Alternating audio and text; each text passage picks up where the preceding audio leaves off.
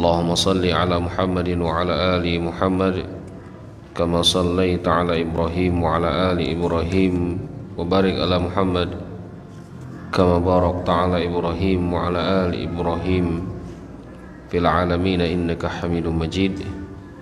Ibu-ibu jemaah Masjid Al-Ihsan rahimakumullah. Lanjutkan pembahasan kita di kitab Fiqh Sunnah, dan terakhir yang kita bahas kemarin adalah tentang sholat jenazah.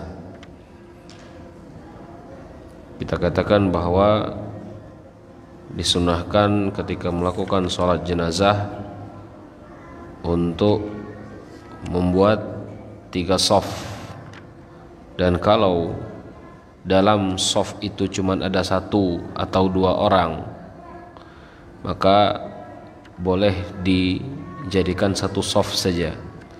Tapi kalau ada 3 orang, 3, maka lebih baik dibuat 3 shaf, 3 di depan, 3 yang kedua, 3 di shaf yang belakang.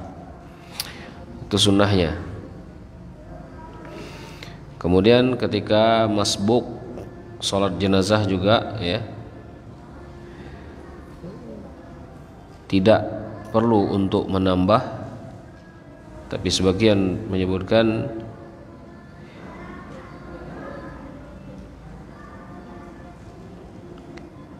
untuk menambah takbir,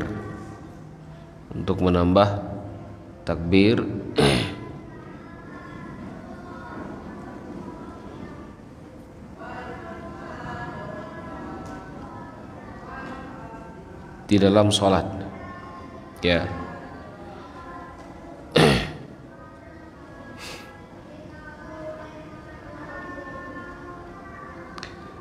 Kemudian juga kita sudah membahas siapa saja yang tidak perlu untuk disolati, yaitu mereka-mereka yang mati dalam keadaan syahid. Mati dalam keadaan syahid, dan syahidnya itu berada di peperangan ya, itu tidak perlu disolati dan juga tidak perlu dimandikan, tetapi dikuburkan langsung dengan darah mereka. Orang-orang yang melakukan maksiat, mati bunuh diri, disolati tidak?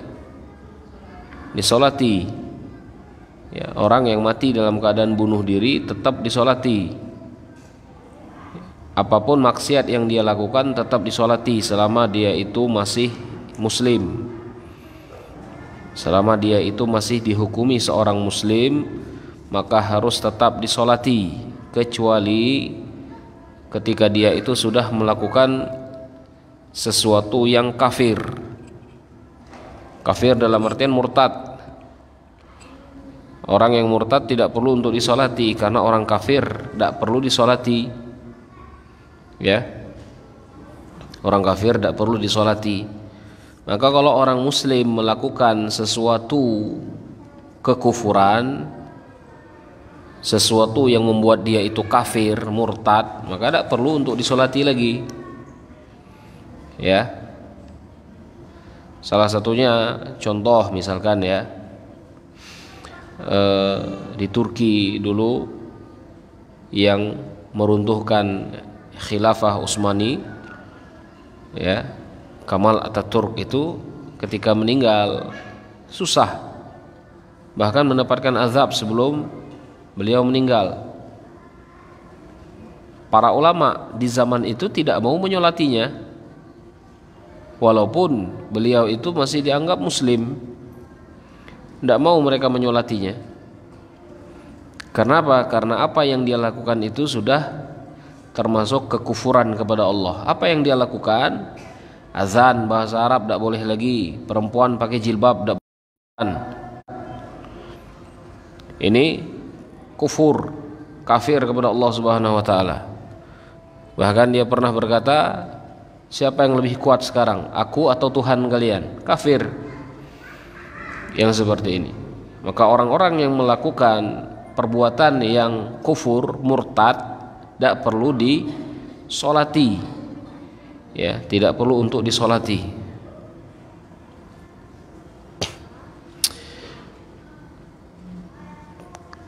Sholat di atas kuburan boleh tidak? Sholat jenazah di atas kuburan boleh. Sholat jenazah di atas kuburan bagi siapa? Bagi mereka yang tidak sempat melakukan sholat jenazah. Ya, ketika Rasulullah SAW mendengarkan ada seorang perempuan meninggal, seorang perempuan ini mengurus masjid, maka Rasulullah SAW bertanya, di mana perempuan yang mengurus masjid itu? Dan dijawab oleh para sahabat, perempuan itu meninggal tadi malam ya Rasulullah. Terus Rasulullah SAW mengatakan, kenapa kalian tidak mengabarkanku wanita ini meninggal? Ya.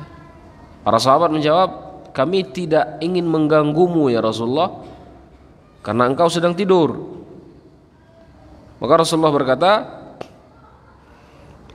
la taf'alu, jangan kalian lakukan itu.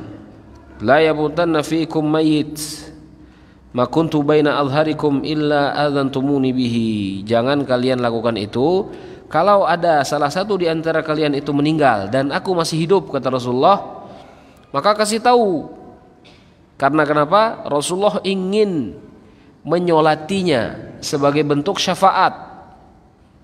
Jadi sholat jenazah itu adalah syafaat bagi orang yang meninggal. Ya, syafaat bagi orang yang meninggal. Fa inna salati alaihi rahmah. Sesungguhnya sholatku untuk jenazah itu rahmat. Rahmat aku untuk dia. Syafaat untuk dia tadi. Ya. Maka Rasulullah SAW mendatangi kuburannya, sholat di atas kuburannya, sholat jenazah dengan 4 takbir. Jadi bukan sholat sujud itu. Kalau sholat yang sujud itu haram di kuburan. Ya, sholat yang pakai ruku, pakai sujud di kuburan haram, tidak boleh. Tapi kalau melakukan sholat jenazah dan jenazah yang ingin kita sholati itu kuburannya, ada pepek sholat di atas kuburan dia. Ya, tidak masalah kita sholat di atas kuburan dia. Wal amal ala hadza inda aktsari ahli ilm, dan inilah amalan para kebanyakan ahli ilmu, kata Imam At-Tirmizi.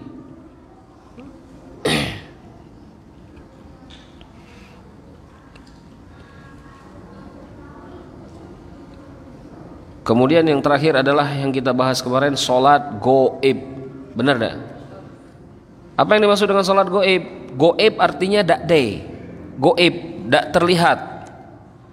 Sholat goib adalah sholat jenazah untuk mayit yang tidak terlihat. Ya, sholat goib adalah sholat jenazah untuk mayat yang tidak terlihat. Ya, jadi mayatnya itu tidak ada di depan kita. Dan itu disunnahkan dalam mazhab Imam Syafi'i. Disunnahkan dalam mazhab Imam Syafi'i. Dikarenakan Rasulullah pernah mendengarkan kabar bahwa Raja Najasyi itu meninggal. Siapa Raja Najasyi? Raja Najasyi itu yang membantu Rasulullah SAW di hijrah yang pertama. Ya. Ketika Rasulullah SAW dalam keadaan terdesak, dikepung orang-orang Quraisy, ya, Rasulullah hijrah pertamanya ke Habasyah, ke Afrika. Ke Madinah itu hijrah yang kedua. Nah, hijrah yang pertama bertemu dengan Raja Habasyi ini, Najasyi ini. Dia telah masuk Islam dan mendengarkan bahwasanya Raja Najasyi itu sudah meninggal. Ya, sudah meninggal. Rasulullah tidak sempat menyolatinya. Kemudian Rasulullah SAW memanggil para sahabat, buat 2 shaf, kata Rasulullah. Ya. Fasaffa ashabuhu Kemudian para sahabat membuat shaf, wa kabbara arba'at takbirat. Kemudian Rasulullah salat menghadap ke kiblat, kemudian takbir 4 kali. Salat jenazah takbir 4 kali. Allahu akbar, Allahu akbar, Allahu akbar, Allahu akbar. Mayatnya tidak deh. Mayatnya di Afrika. Rasulullah sholatnya di Madinah ketika itu. Ya. Itu sholat gaib. Dan hukumnya sunnah. Maka ketika anak dulu belajar ya di pesantren, setiap ada keluarga santri yang meninggal biasanya meminta Pak Kiai untuk menyolatinya, sholat gaib, ya, sholat gaib. Salah satu contoh, nenek meninggal, ya, nenekku dulu meninggal ketika aku di pesantren. Kemudian diberikan kabar, ya, nenek fulan ini meninggal, mohon untuk disolati pimpinan pondok. Setelah Jumat, dalam keadaan orang itu ramai sekali, pimpinan langsung melakukan sholat gaib, ya, untuk yang meninggal tadi, keluarga santri yang meninggal. Ada tak mayatnya di depan pimpinan? Tak ada, mayatnya di rumah masing-masing. Tapi mereka melakukan sholat gaib, ya, itu pun tidak jadi masalah, disunnahkan, ya. Tapi ada pendapat yang lain menyebutkan kalaulah disolati tidak perlu lagi disolat gaib, karena solat gaib yang dilakukan Rasulullah untuk mayat yang tidak disolati. Raja Najasyi ini meninggal, dia dalam keadaan Islam dan dia di negara orang-orang kafir. Jadi ada kemungkinan dia disolati ketika dia meninggal di antara orang-orang non muslim. Dia ada kemungkinan disolati ya? Tidak ada. Nah, ini pendapat yang kedua. Artinya sholat gaib itu hanya untuk mayit-mayit yang ada kemungkinan belum disolati. Kalau sudah disolati, tidak perlu lagi untuk disolati. Ya, itu pendapat yang kedua. Allahu a'lam. Sholat gaib tetap disunnahkan, ya, tetap disunnahkan. Boleh melakukan sholat gaib berjamaah atau sendiri-sendiri, ya, atau sholatnya sendiri-sendiri. Misalkan ada keluarga teman kita, misalkan kita dengar dia meninggal, maka kita sholat di rumah sendiri, melakukan sholat gaib ini boleh, ya, atau sholat berjamaah pun tidak jadi masalah.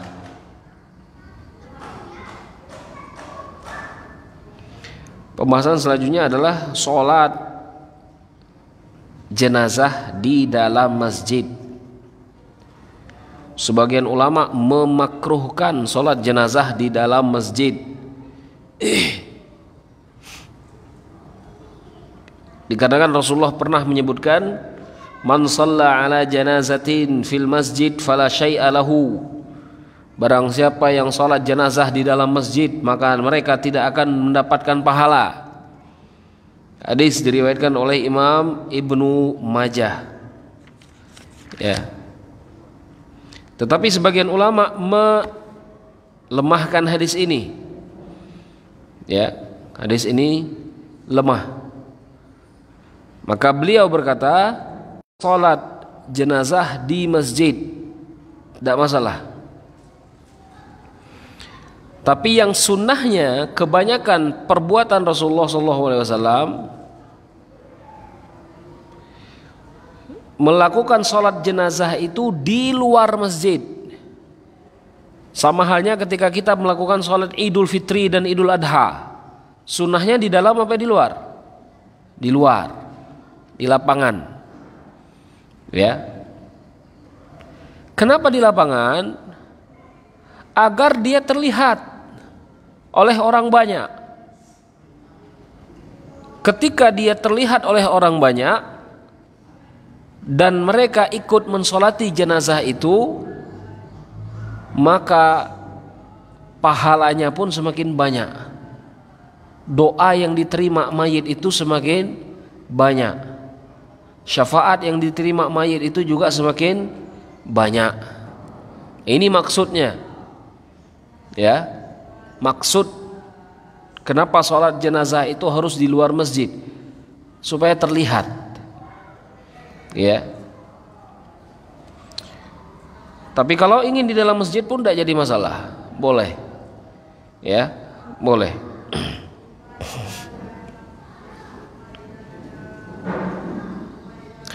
Terus hukum sholat jenazah di tengah-tengah kuburan. Jadi jenazah itu tidak dibawa ke masjid dulu, tapi langsung dibawa ke kuburan dan disolati di kuburan dia, di kuburan.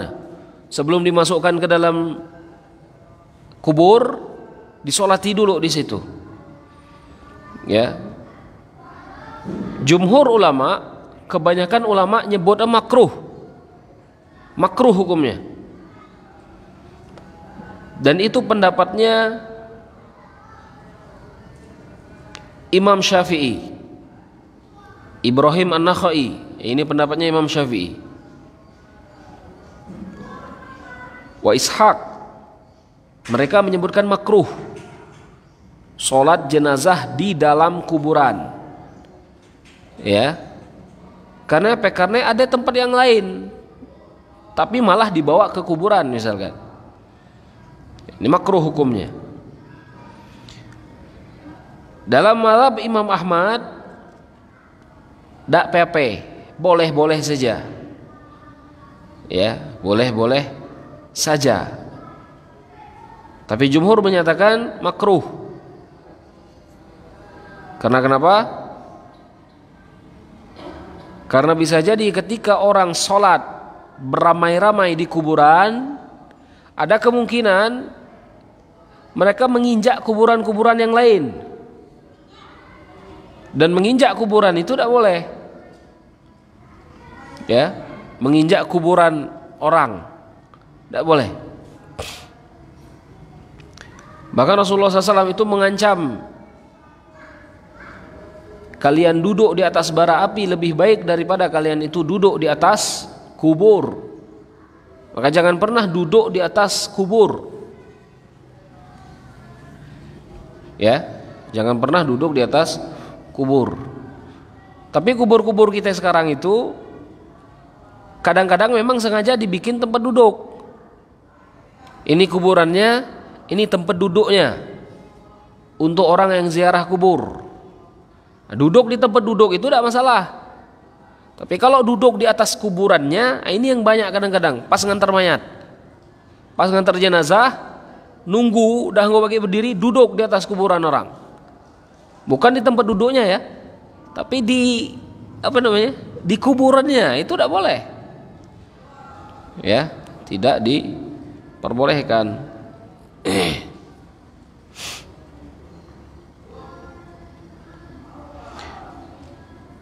Jadi dalam mazhab Imam Syafi'i dimakruhkan sholat jenazah di dalam kuburan.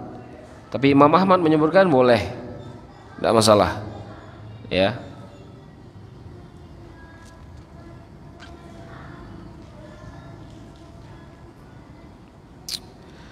Kemudian perempuan boleh melakukan sholat jenazah. Perempuan boleh melakukan sholat jenazah. Umar bin Khattab menunggu Amma Abdullah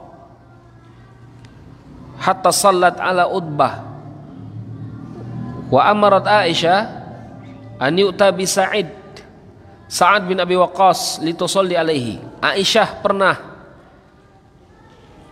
menyolati Sa'ad bin Abi Waqqas.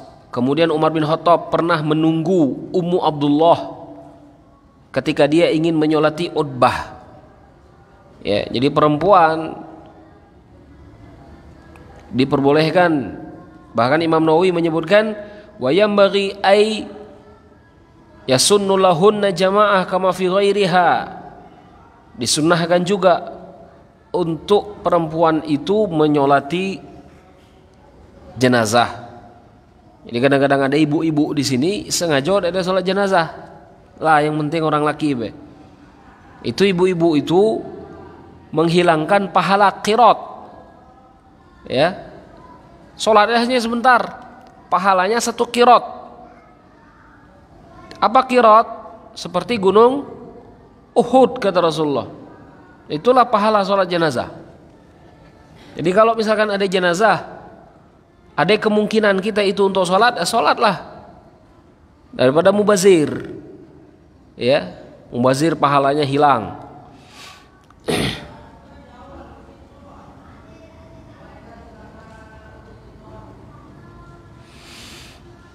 Kemudian siapakah yang paling afdol untuk menjadi imam di dalam sholat jenazah? Dalam mazhab Imam Asy-Syafi'i, ya, dalam mazhab Imam Asy-Syafi'i, yang paling berhak untuk menyolati jenazah adalah tartibul asobat. Asobat itu orang-orang yang paling berhak menerima warisan dia. Kalau anak yang meninggal, ya, kalau seseorang fulan yang meninggal, ada anaknya yang paling afdol untuk menyolati dia, mengimami sholat. Ya, kalau ada anak dia, ada bapak dia, mana yang afdol? Anaknya yang lebih afdol. Setelah anak baru ke bapak, ya, setelah ke bapak baru ke saudara-saudara. Itu ya, baru ke saudara-saudara. Kalau saudara adek ke paman, nah itu. Ini mazhabnya Imam Asy-Syafi'i. Dalam mazhab Imam Ahmad yang paling afdol untuk menyolati mayit adalah amir, seseorang pemuka agama, ustadz. Nah, itu yang paling afdol untuk menyolatinya. Baru kemudian pindah ke bapak tadi, bapak mayit. Setelah bapak mayit baru ke anak-anak mayit. Kalau udah deh. Itu ya, dalam mazhab Imam Ahmad seperti kan orang yang doanya dikabulkan Allah Subhanahu wa taala. Doa dia itu mustajab. Kenapa anak diutamakan dalam mazhab Imam Syafi'i? Karena doa anak kepada orang tuanya itu cepat Allah kabulkan. Begitu juga doa orang tua kepada anaknya, cepat Allah kabulkan. Ya.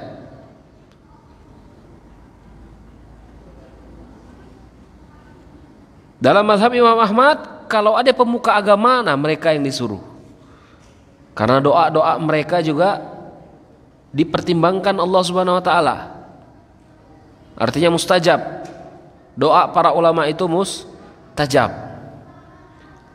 Bahkan Rasulullah SAW ketika ada mayit, Rasulullah mengikuti untuk melakukan sholat jenazah, dan beliau yang mengimami sebagai seorang pemimpin umat-umat muslim, sebagai seorang alim orang-orang muslim. Itu.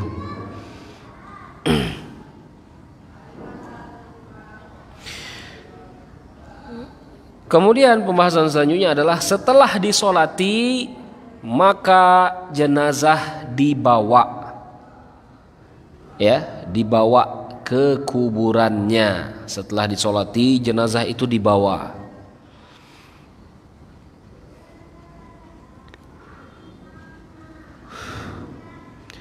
Apa saja sunnah-sunnah dalam membawa mayit ini. Yang pertama, sunnah yang pertama adalah mengikuti mayit, diikuti, ya, dan membawa keranda itu basing, tidak usah pilih-pilih, HP badan besar angkat, dan hukumnya fardu kifayah. Kalau tidak ada HP lah ngangkat mayit ini berdosa, bay, tetap dihitulah, ya. Jadi tidak usah pilih-pilih. Siapapun yang mampu untuk mengangkat keranda mayit itu gawe. Dan jangan berebut uge, gitu lah ya. Jangan berebut juga, gitu loh. Disunahkan untuk mengikuti jenazah itu, ya, dan berada di sekeliling keranda, di sekeliling, entah itu di depan, entah itu di belakang, entah itu di depan, entah itu di belakang jenazah, ya. Bahkan para ulama menyebutkan boleh di depan dan boleh di belakang ketika kita mengikuti jenazah itu tadi.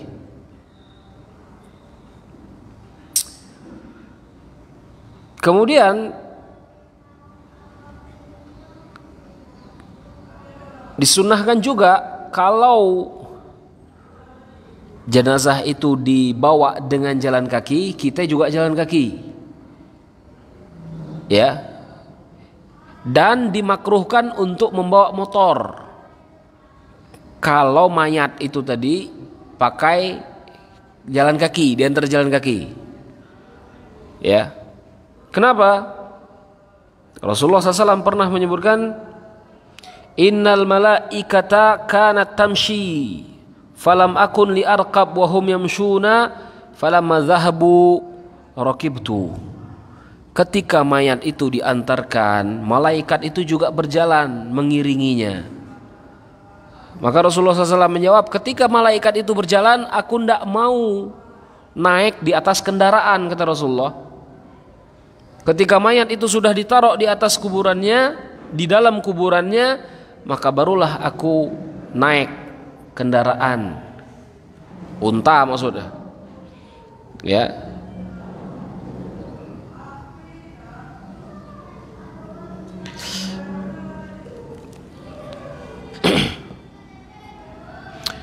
Kemudian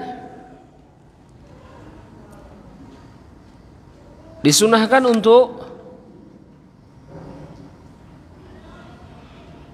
mempermudah, jangan terlalu cepat, jangan terlalu tergesa-gesa jalannya, dan jangan terlalu lambat pulih, ya. Mempermudah dalam mengantarkan jenazah itu, usah nuwe gilik ngebut, dan jangan terlalu lambat, ya. Itu sunnahnya.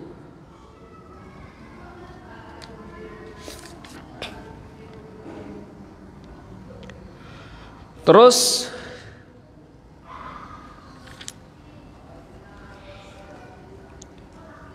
sesuatu yang dimakruhkan ketika membawa jenazah, ini makruh ini. Dan makruhnya ini kadang-kadang masuk ke derajat haram.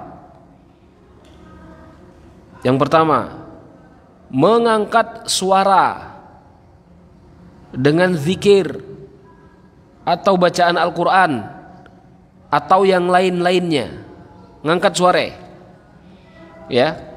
Jadi misalkan kita ngangkat mayit, kemudian kita itu mengangkat suara dengan zikir, la ilaha illallah, dari masjid sampai kubur, la ilaha illallah, gedeng-gedeng, paham ya? La ilaha illallah, makruh, ya, malah dimakruhkan. Kenapa makruh? Mendatangkan sesuatu yang tidak dilakukan Rasulullah Sallallahu Alaihi Wasallam. Dan makruhnya ini dengan perkataan ulama. Bahkan di sini ada perkataan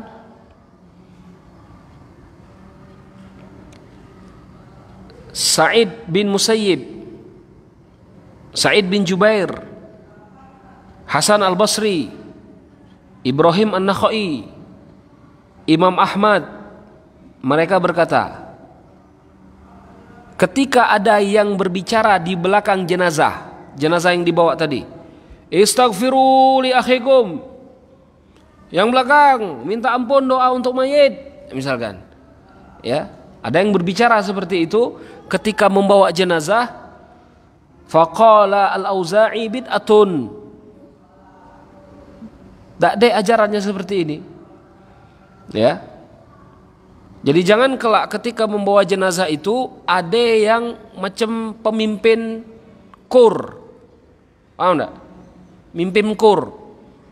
Zikir sama-sama ketika membawa jenazah. La ilaha illallah, la ilaha illallah. Minta ampun untuk jenazah misalkan. Tak ada kur macam itu. Ya. Dan para ulama menyebutkan bid'ah. Kemudian diriwayatkan baina Ibnu Umar fi janazah idza sami'a qailan yaqulu istaghfiru lahu ghafarallahu lahu.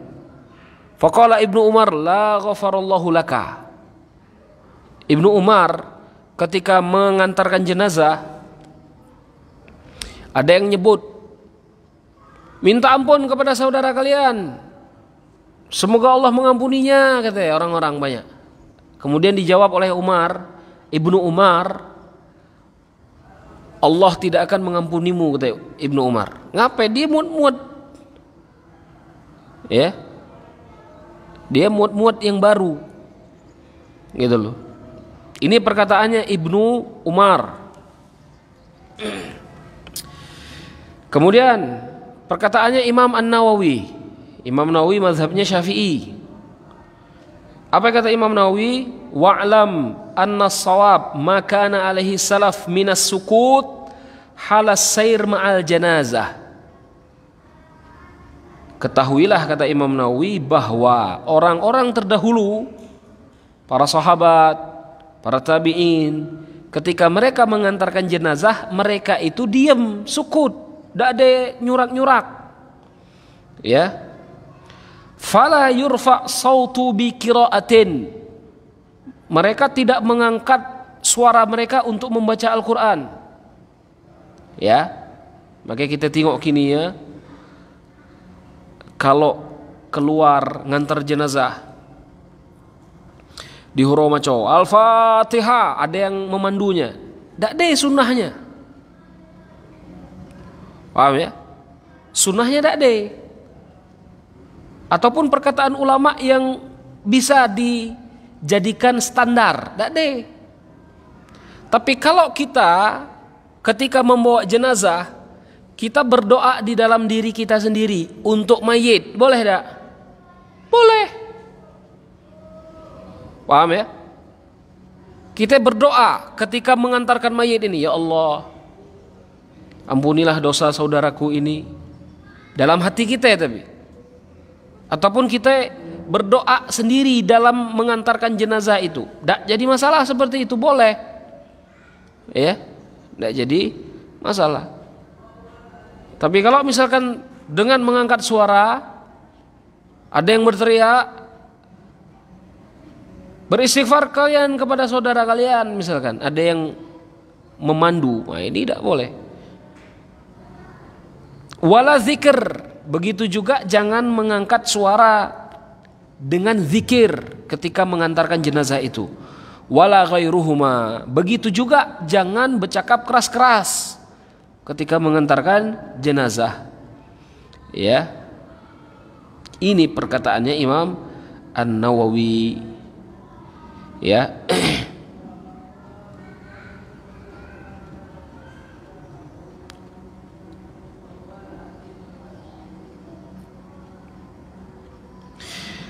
Imam Ibnu Hajar, ini perkataan Imam Ibnu Hajar nih, sama Syafi'i juga.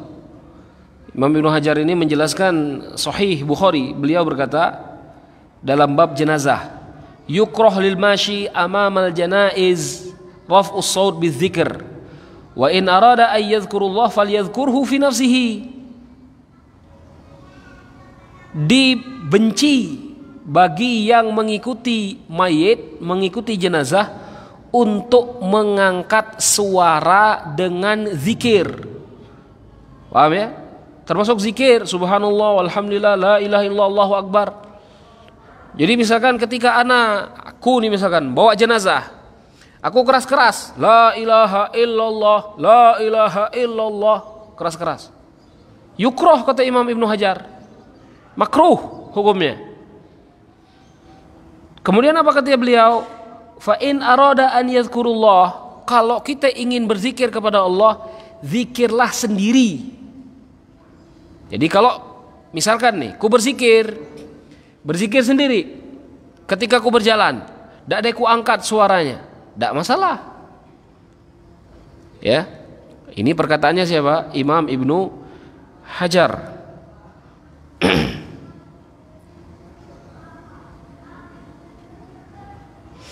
Kemudian yang kedua, tidak diperbolehkan melakukan ritual-ritual tertentu ketika mengantarkan jenazah. Salah satu contohnya adalah apa ya? Pakai api obor mayat itu tadi. Kecuali obor itu digunakan untuk penerangan, boleh. Ya, ini dalam kitab. Kalau di praktek masyarakat kemarin itu, ada orang nanya ke aku di Tran ketika itu, ketika jenazah itu jalan ke kubur, di pertengahan jalan itu disembelih ayam. Ada tidak praktek macam ini? Ada ya? Disembelih ayam di pertengahan jalan mayit menuju kuburan itu. Apa hukumnya? Ayam ini untuk apa ya masalah? Dan ngapain menyembelih ayam ini di jalan mayat menuju kubur? Paham ya? Nah, ini harus diperjelas hukumnya. Gitu ya. Jangan kelak pedak apa nyembelih ayam. Iya dak apa menyembelih ayam di belakang rumah dak apa. Tapi kalau menyembelih ayamnya itu nunggu mayat lewat, berarti ada pertanyaan di sini. Gitu ya. Di sini Rasulullah SAW menyebutkan, ya, dari Ubadah bin Samit, wa Abu Hurairah, wa Abi Sa'id Al-Khudri, wa Asma bin Abi Bakar binti Abi Bakar, alla tattabi'u binarin, jangan kalian mengikuti jenazah sambil membawa api. Paham ya? Mui api.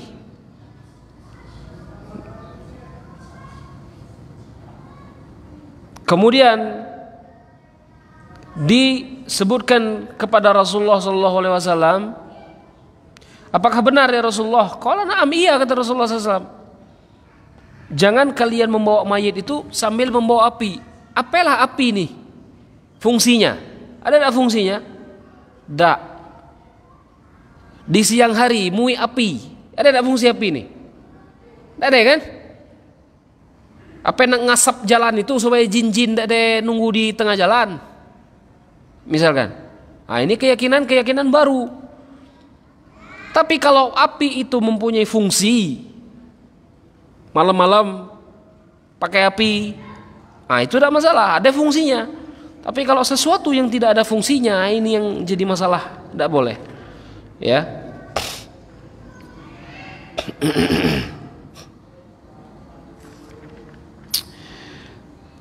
Jadi jangan melakukan ritual-ritual yang tidak diajarkan ketika menguburkan jenazah. Terus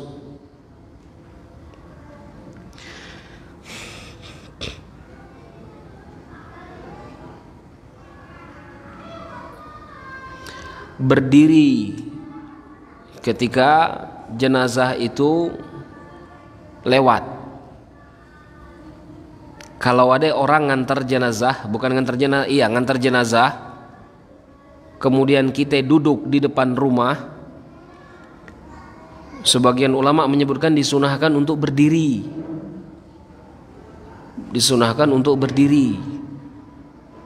Maka ibu-ibu misalkan ya, tapi jangan kalau nongkrong di hadap rumah, ada berjilbab, ada apa lah. Kemudian dia berdiri kalau di hadap rumah, bapak-bapak tukang nganter tuh nengok cik-cik itu, gitu loh. Tapi sunnahnya adalah ketika mayit itu diantar, maka kita yang melihat disunahkan untuk berdiri. Dikarenakan Rasulullah SAW pernah berkata, "Idza ra'aitumul janaiz faqumu laha hatta takhallafkum aw tudha." Ketika jenazah itu lewat, maka berdirilah sampai dia itu lewat, atau sampai dia itu ditaruh di atas kuburannya.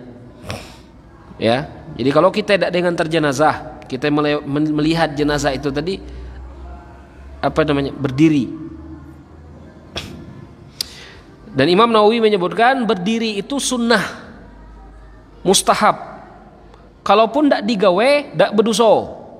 Paham ya? Karena kadang-kadang kita ini asak ditinggal resiko berdosa. Maka mustahab digawe berpahala, tidak ada digawe tidak jadi masalah. Ya. Kata Imam Ahmad, ya, ini perkataannya Imam Ahmad, insya'a qama wa insya'a lam yakum, terserah dia nak berdiri pun boleh, nak duduk pun boleh. Kenapa kata Imam Ahmad? Karena riwayat yang terakhir Rasulullah SAW menyuruh kami untuk duduk. Karena Nabi amarana bil qiyam fil janazah summa jalasa ba'da dzalika wa amarana bil julus. Dulu kata Imam Ahmad ini, Rasulullah SAW menyuruh kami untuk berdiri ketika ada jenazah. Tapi ketika itu Rasulullah SAW menyuruh kami untuk duduk. Berarti hukum yang pertama dihapus oleh hukum yang kedua. Makanya kata Imam Ahmad, kalau nak berdiri silahkan, kalau nak duduk pun silahkan. Ya, ini pendapatnya Imam Ahmad. Ya, ini pendapatnya Imam Ahmad.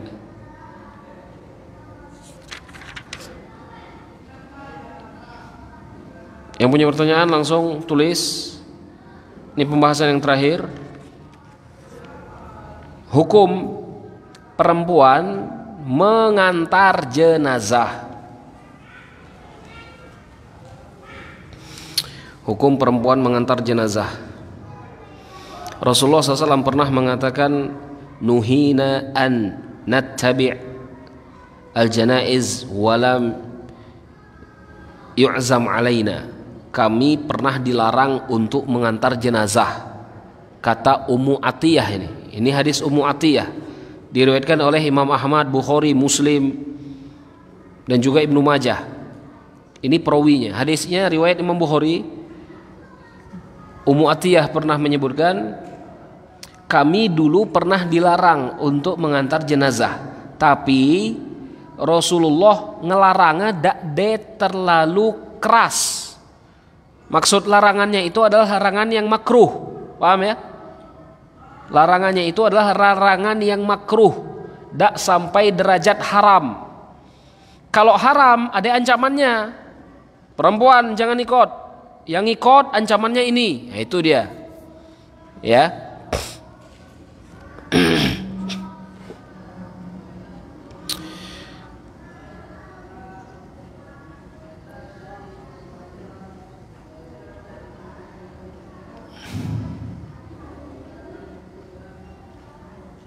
Kemudian dari hadis ini jumhur ulama menyatakan makruh perempuan itu untuk mengikuti jenazah ke kuburan. Ini pendapat yang makruh. Jumhur ulama menyatakan makruh. Ya.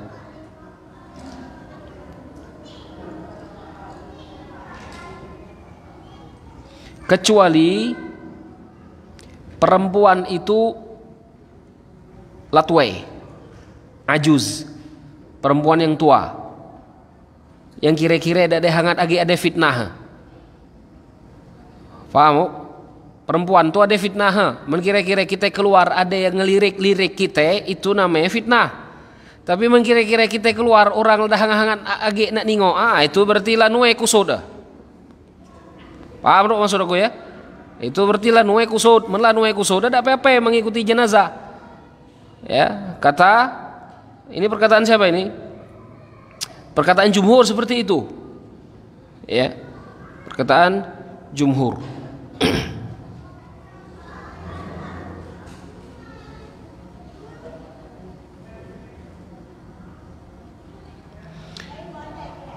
Kemudian dalam mazhab Imam Ahmad dan sebagian pendapat Imam Ahmad menyebutkan haram bagi perempuan untuk mengikuti jenazah.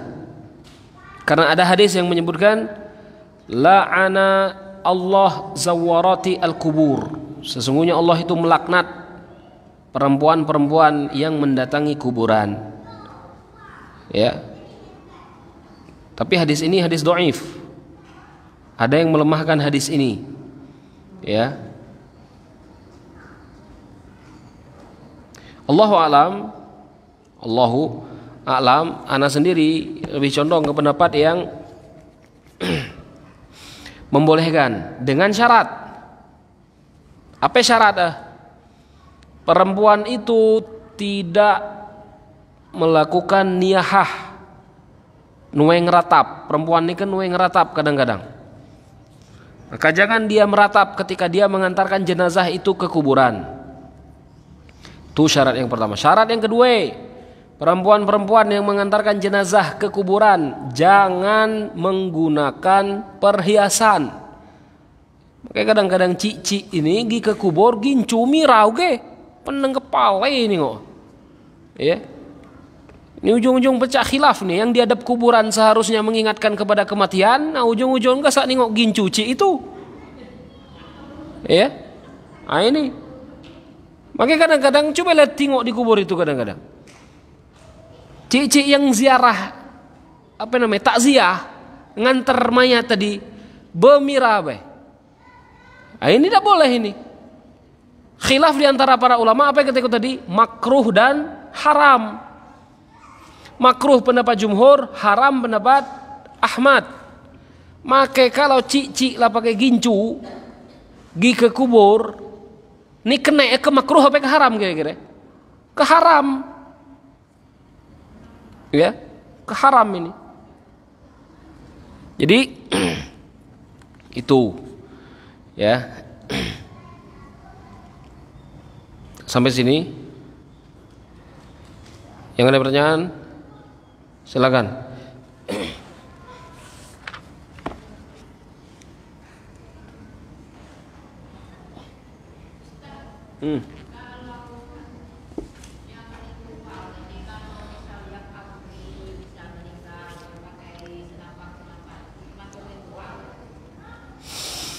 Allahu a'lam itu termasuk ritual atau tidak ya.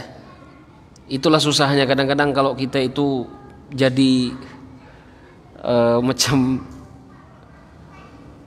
abdi negara lah istilah. Karena penguburannya pun harus sesuai dengan prosedur yang ditetapkan oleh negara.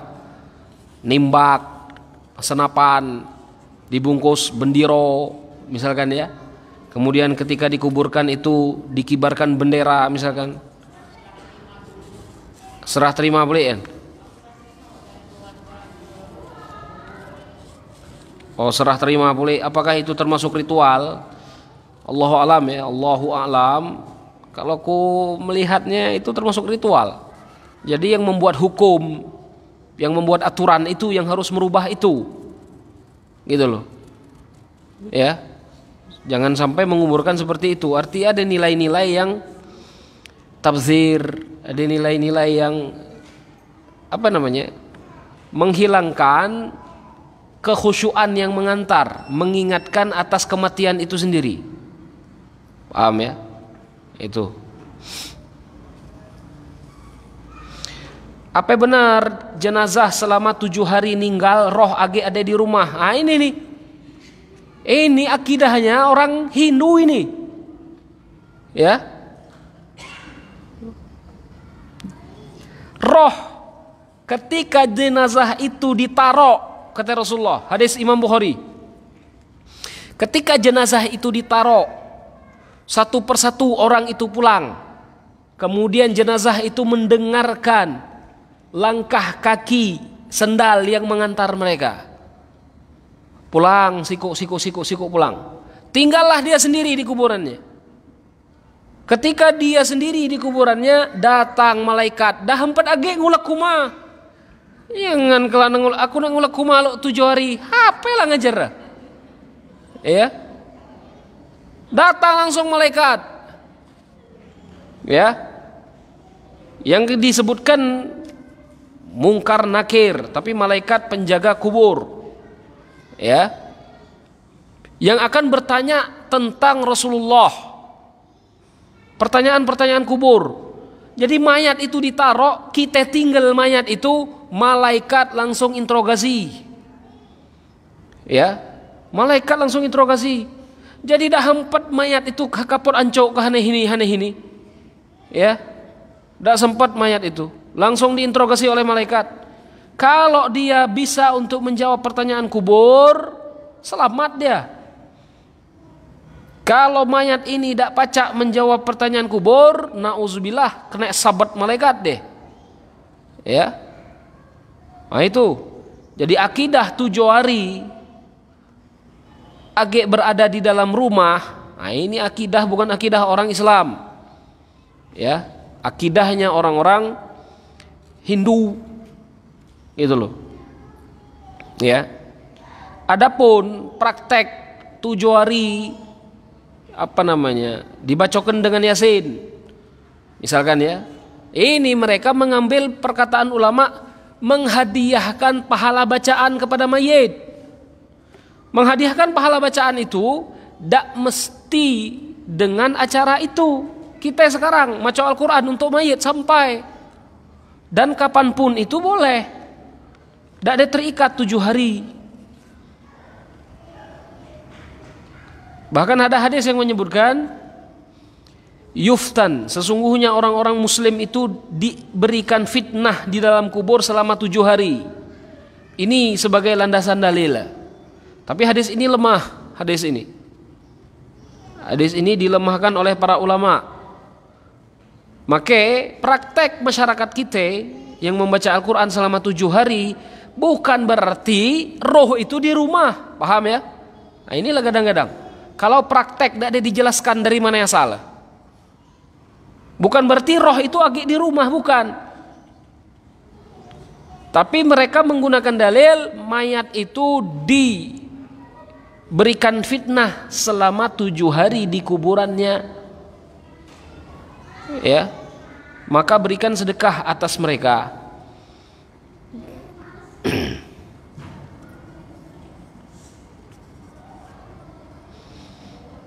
Jadi seperti itu.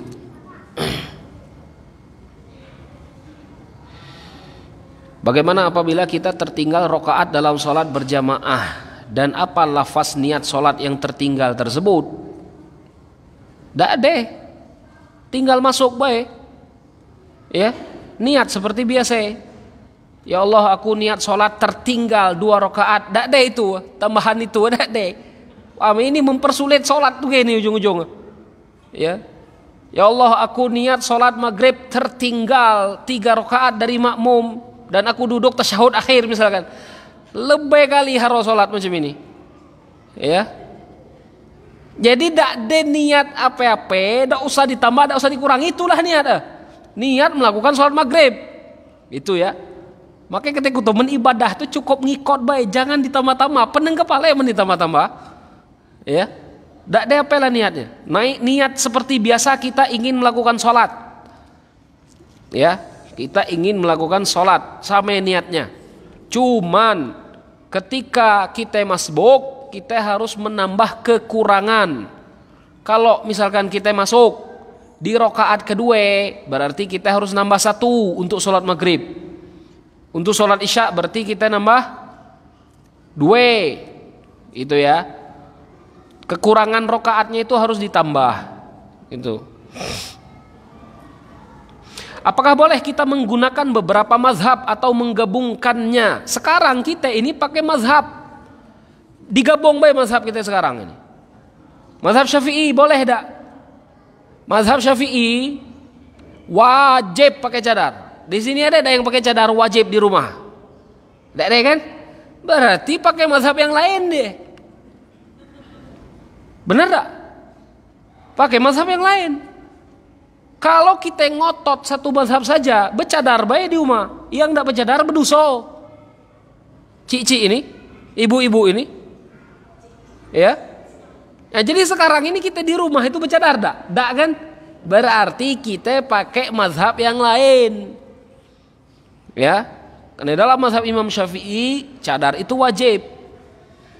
Yang tak boleh itu nyari mana yang henang, itu yang tak boleh. Ya, tapi gunakanlah mazhab itu sebagai landasan kita memahami dalil. Karena apa? Karena kalau kita memahami dalil sendiri, pacak kacau tafsirannya. Paham ya? Maka diperlukan mazhab ulama, perkataan ulama untuk apa namanya? Memperkuat argumen kita itu menggunakan mazhab perkataan para ulama. Itu. Ya. Jadi apakah boleh? Bukan boleh ya, tapi sekarang kita itu sedang memang prakteknya campur-campur mazhab. Cuman kita tidak tahu baik mazhab mana. Kadang-kadang tercampurkan mazhab yang tidak sahih juga. Yang tadi itu cik-cik pakai gincu ke kubur, mazhab apa itu? Itu mazhab pribadi kan? Nah itu, kita ini prakteknya campur-campur, gitu loh. Ya, cuman kita tidak tahu sumber itu dari mana, perkataan yang mana, gitu. Cuman kalau anak-anak kita di sekolah biasanya mempelajari satu mazhab, Syafi'i mazhabnya, ya. Kalau di Sudan misalkan Maliki mazhabnya, jadi seperti itu. Tapi praktek secara umumnya itu campur-campur kebanyakan, ya. Bagaimana hukum mentransfer uang di BRI? Dan ada upah transfer, ada upah transfer yang kita berikan. Misalnya kita transfer 200, maka kita harus membayar 205.000 karena 5.000-nya diberikan kepada link sebagai upah. Sistem ya. Sistem bank macam itu apa macam mana? Apa 5.000 tuh masuk ke kantong kita ya masuk dah. Sistem administrasi ya. Biaya admin apa macam mana? Hah?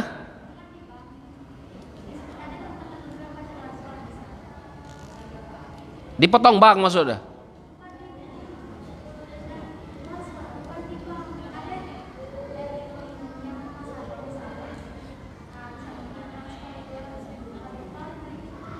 Oh 5.000 itu 5.000 untuk yang penyedia jasa maksudnya.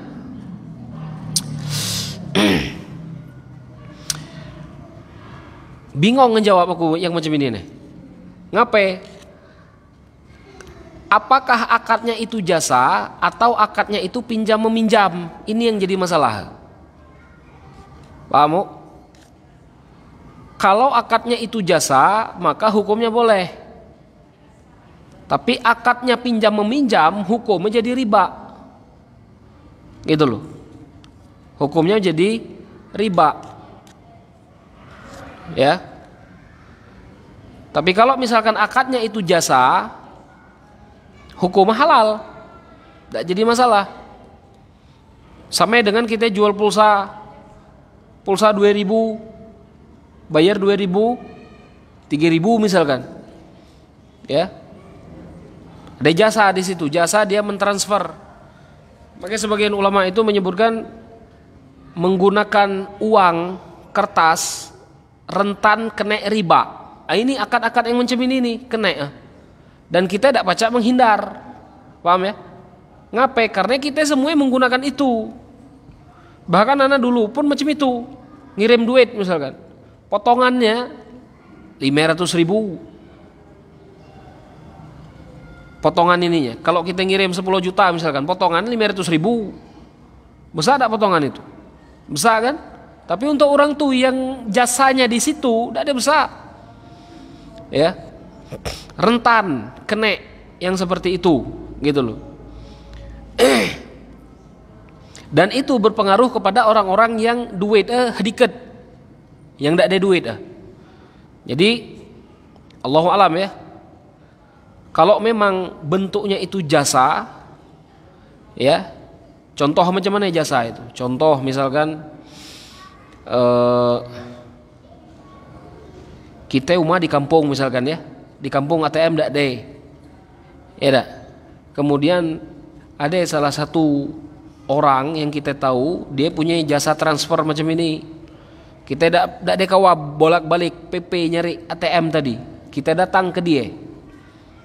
Kemudian kita kasih dia 2 juta, tolong transfer ini duit, ini upahnya. Tidak jadi masalah. Macam itu. Ya, seperti itu tidak jadi masalah. Karena apa? Karena dia itu memang kelak nak ngisi duit pulih ke bank tadi. Ya, itu. Cuman resiko yang usaha seperti ini, dia nak banyak stok duit di bank. Benar tak? Orang yang melakukan usaha macam ini, dia harus banyak stok duit di bank untuk ngirim tadi. Kalau dia tidak punya stok duit di bank, dia tidak pacak muter. Dan kalau duit kita itu di bank, diputar bank pulih, dipinjam ke orang lain yang untungnya itu jadi riba hukum. Itu resiko. Resiko kita buka usaha ini nih. Ya. Kalau ku sendiri praktek, bank tuh kosong, tidak ada duit. Bank tuh cuma untuk duit liwat. Bahkan duit masjid pun ku hurut tarik, tidak usah taruh di bank. Ngapain? Karena ketika kita naruh di bank, dia muter ke lain-lain. Diputar dia ke lain. Dia lakukan pinjaman kepada orang-orang yang ingin meminjamkan, kemudian ditarik riba dari situ. Dari mana? Dari saldo-saldo kita yang kita simpan di bank itu. Makanya kalau aku sendiri tidak menyimpan uang di bank hanya untuk duit masuk baik atau duit keluar. Duit masjid pun tidak kuhurau di bank. Gitu loh. Ya. Tidak dihurau di bank. Walaupun cuma sedikit, 2 juta, 3 juta. Nah, yang melakukan seperti ini, usaha macam ini, dia nak harus banyak stok duit dia di bank. Keuntungannya cuma 10.000, 20.000 sekali ada orang ngirim misalkan, ya. Jadi nak ada rentan kena hukum ribanya walaupun cuma sedikit saja. Karena duit dia itu pastilah diputar oleh bank itu tadi. Di situ maksudnya. Tapi kalau jasanya, insya Allah tidak masalah. Jasa dia transfer tadi itu, ya. Sampai sini ya. Insyaallah kita lanjut di minggu depan. Mudah-mudahan apa kita bahas mendapatkan berkah dari Allah Subhanahu wa taala. Kita tutup dengan kafaratul majlis. Subhanakallahumma bihamdika asyhadu an la ilaha illa anta astaghfiruka wa atubu ilaik. Assalamualaikum warahmatullahi wabarakatuh.